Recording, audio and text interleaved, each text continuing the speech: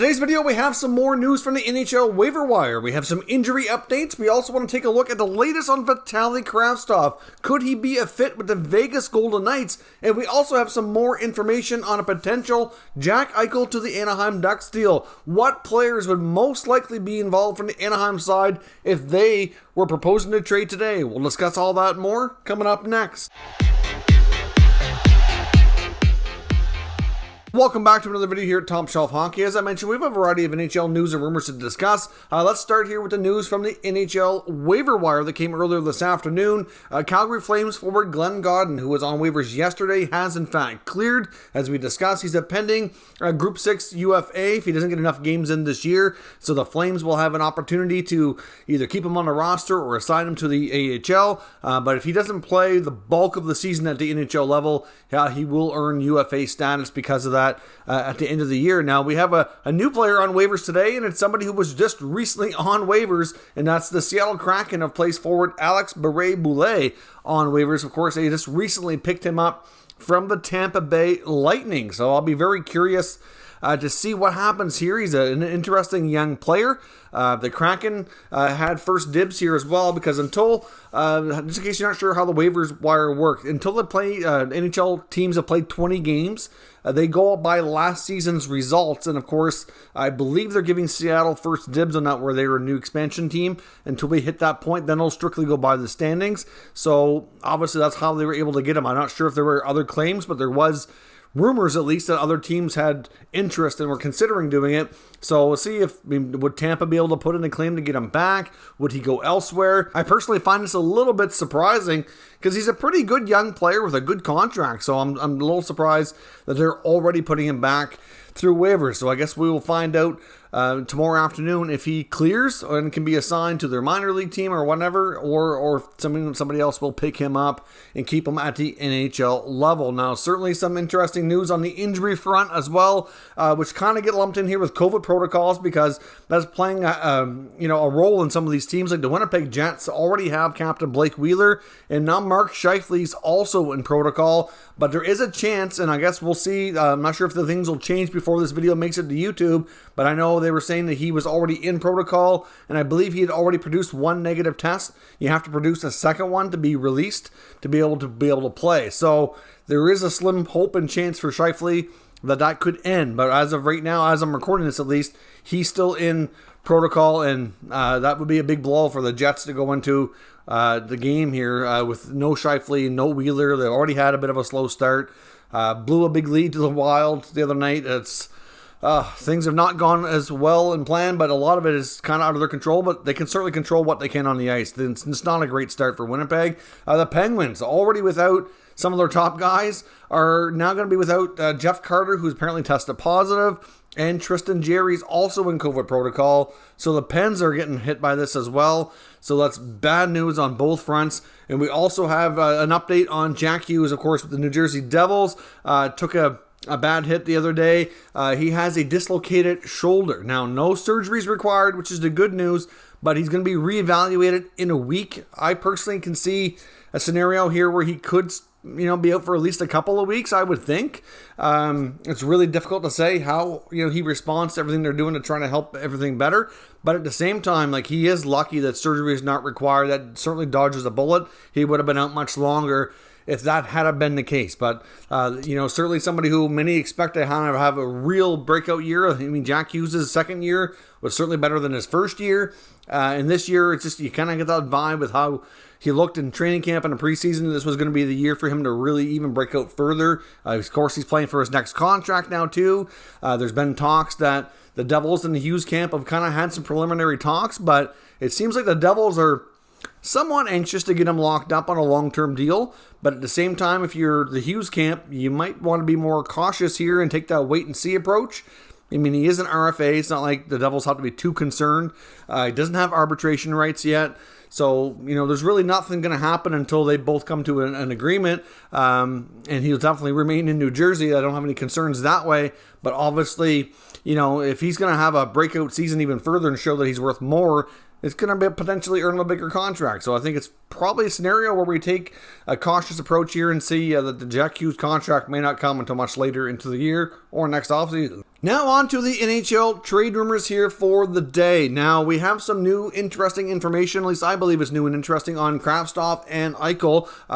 And today's information comes from a new podcast, but even though the podcast is new, the main person providing the information is not new, somebody I've followed for quite some time and provides a lot of very reliable information. It's a podcast called Cold Stove. Obviously, it's the main, person in the podcast that has the information. On the inside, it's called, he refers to himself as NRD, NHL Rumors Daily. Even though he's an anonymous source, he's been bang on with a lot of things and broken some really big scoops, and I certainly pay close attention to what kinds of things he has had to say. They have their debut episode for the podcast out. I highly recommend you check it out, especially if you like hearing, inside scoops and rumors and that kind of stuff. So on Vitaly Kravtsov, clearly, as we've talked about, he's a young player, former first-round pick only 3 years ago, a player that definitely wants out of New York. A couple things here is apparently their chief European scout that would have been highly involved with drafting him is no longer with the organization, so that would have been one of his biggest supporters.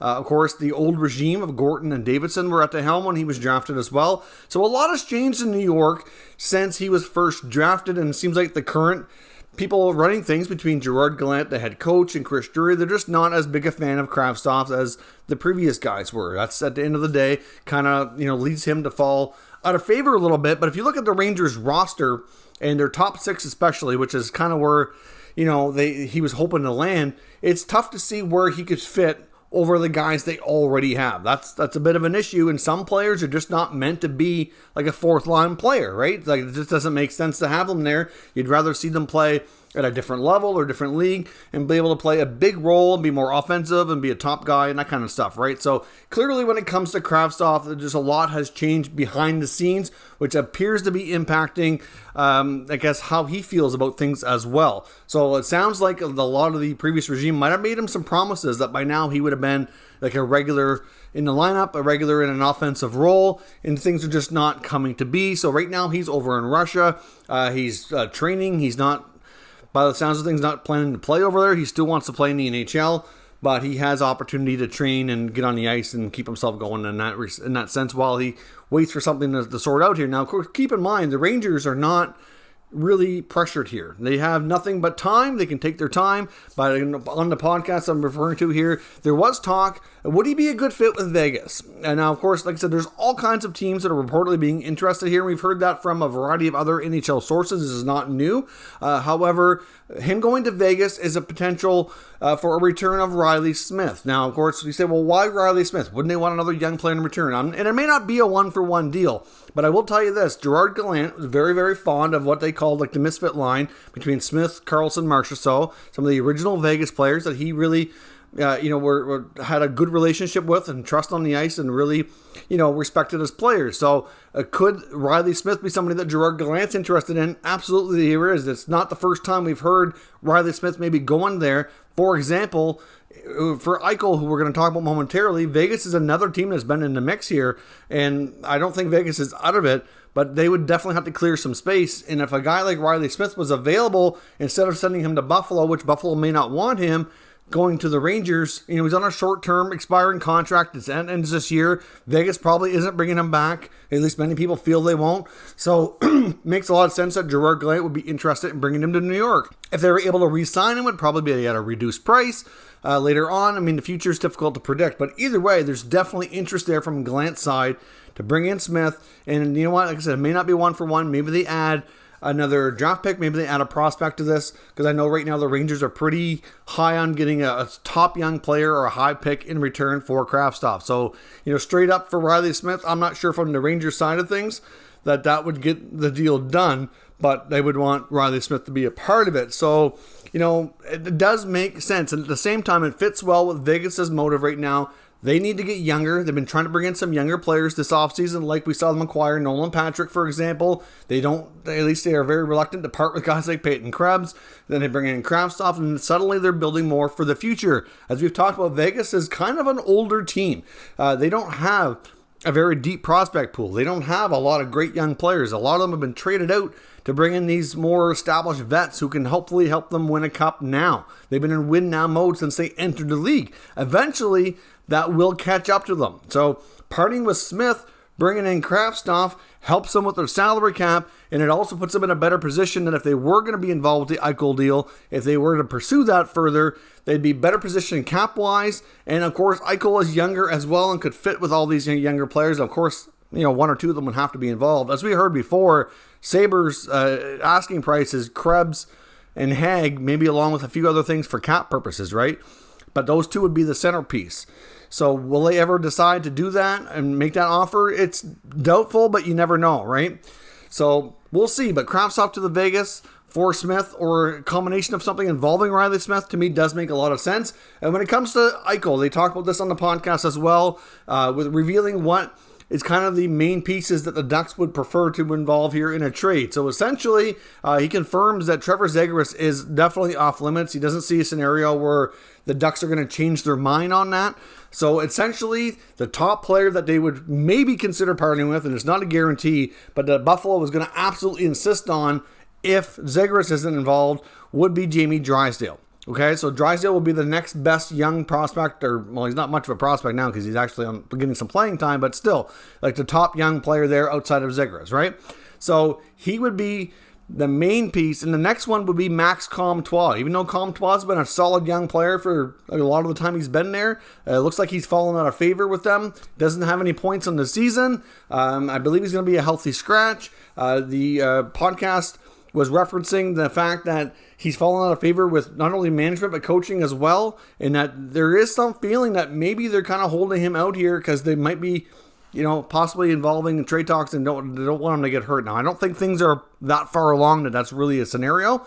I don't think there's asset management going on. I think they're just unhappy with his play. That's where I'm at. But still, he also mentions Adam Henrique being involved for cap purposes. Obviously, the Sabres wouldn't be thrilled to have Henrique at this stage of his career, but they said they would take at least one contract back to make the money work. And you're probably talking about a first-round pick and maybe another piece there, whether it's another young player, maybe it's a Troy Terry, maybe it's a Sam Steele, or maybe it's another pick or something. Maybe it's something that's a little bit less, not as a high of an asset as a first rounder, for example. So that gives you, a first round quality caliber in Jamie Drysdale, a former first round caliber player. I mean, even though I believe Comtois was a second round pick, but still, like a really top young player. You get another first rounder, another maybe lower level prospect, and Henrique for a little while for the rest of his contract. So that's where Anaheim is at with their offer. And to me, I think that, the Ducks are considered, and they talk about this in the podcast, to be like the front runners for Eichel. They apparently appear to be, from what everybody's saying, comfortable with the surgery he wants. And it makes a lot of sense. It would be a good landing spot for him. They have a lot of great players, and there's no point, it doesn't make sense for them to want to include Trevor Zegras, because then you have Zegras and Eichel 1-2 punch down the middle. Like, you're set at the center position for a long time. They have some good young wingers in the system as well. They could also continue to add younger players or prospects or picks to get those players when it comes to guys like Lindholm and Manson and Raquel, and maybe Getzlaf go to the deadline this year. All those players could bring back some more young assets to continue to add to this pile. They also have other players too, like there's Benoit Olivier Groulx, there's Jacob Perreault. Like, there's some other good prospects here in the system that are young and part of this team's future. So at the end of the day, I think the Ducks have a terrific opportunity here to really accelerate a rebuild with an Eichel trade. And like I said before, I kind of thought that they would be a front runner based on what they could offer.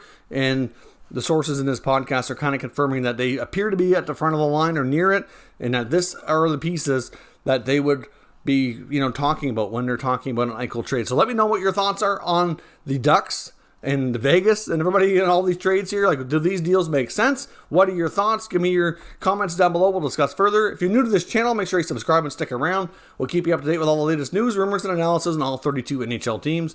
Thank you for watching, and I'll catch you next time.